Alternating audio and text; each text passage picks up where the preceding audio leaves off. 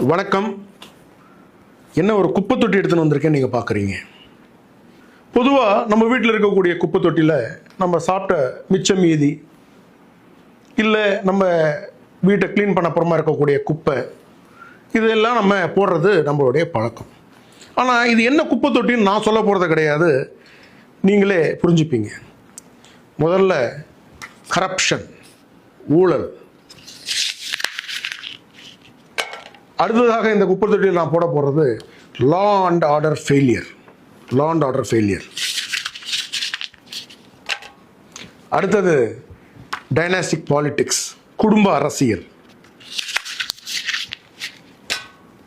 அடுத்தது ட்ரக்ஸ்.